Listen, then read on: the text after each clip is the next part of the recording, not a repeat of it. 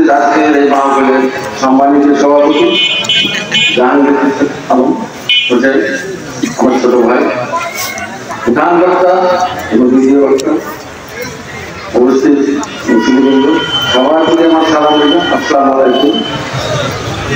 যেটা না বললেই নয়, আমাকে আসলে আজকের যিনি বক্তায় একজন বক্তব্য দিলেন, আমাদের যেটা উনি যেটা বলেছেন কবরের আযাব সম্পর্কে বলেছেন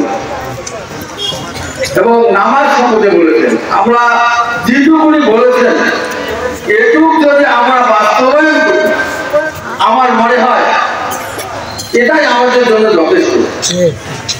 কারণ আমার কথা যেটা আসলে আমার কলজা একটা কাবির শোনার বক্তব্যে আসলে আমার কলজা কাবির উঠছে, কবরে আযাব সম্পর্কে যে কথা আমি বলছি, আমার যে কথাটা মূল উদ্দেশ্য, আমাদের অনেক জায়গায় তাফসীর হয়, কিন্তু এখানে যে তাফসীরটা আমাদের এই অত্র এলাকা ৮-৯টা জামাতে আমরা যারা বসবাস করি, আমাদের সবার বাপ মা ভাই বোন আত্মীয় স্বজন আমার মনে হয় কারো বাদ নাই এই কবরস্থানে নাই, কি সবার আছে, আমাদের কম বেশি মানে সবারই আছে আমি মনে করি, আত্মীয় স্বজন যে বাঁচেই। আমার একটা কথা, আজকে আমরা এককভাবে ওনাদের জন্য ঠিক দোয়া করতে পারি না, আজকে সবাই মিলে ওনাদের এই কবরবাসীদের জন্য আমরা দোয়া করব, এটা বিরাট ব্যাপার। তো আমি আমার আজকে মনে করছে যে এই তাফসীর কবরবাসীর দোয়ার জন্য যে প্রথম তিনি শুরু করেছিলেন আমাদের মরহুম আবুল কাশেম ভাই, আমি বলবো যে ওনার জন্য আজকে তাফসীর শেষে আমার প্রধান বক্তা যিনি আছেন দোয়ার জন্য করেন। সেই সাথে আমাদের যেটা না বললেন, আমি এই জামাতবাসীকে ধন্যবাদ জানাই, আমাদের বাপ মা সবাই এখানে কবরে আছেন।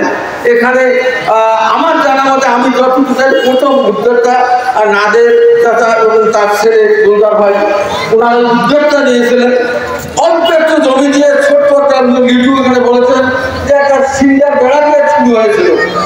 আমরা প্রতি ঈদে ঈদুল আজহা বলেন আর ঈদুল ফিতর বলেন, আমরা সবাই হাজির এখানে ফজরের নামাজটা পড়ার জন্য, রাস্তায় দাঁড়িয়ে আমরা ফজরের নামাজ পড়ি, কি বলি না?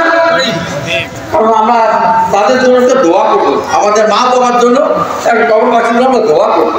সেখানে একটা মসজিদ এখন হয়েছে, আমি তাদেরকে ধন্যবাদ জানাই যে আমাদের মা বাবার প্রতি শুক্রবার প্রতি ওয়াক্তে আমাদের মা বাবাদের কবর জিয়ারত হয়, সেখানে জায়গার সংকলন হয়।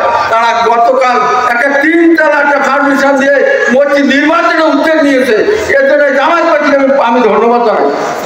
সেই সাথে আমার কথা যেটা আমি সবার কাছে অনুরোধ করব, আমরা যারা আছি আমরা সবাই এই যতটুকু পারি এই মসজিদের জন্য আমরা অংশীদার হব, এই মসজিদে আমরা অংশীদার হব, কি বলেন আপনারা?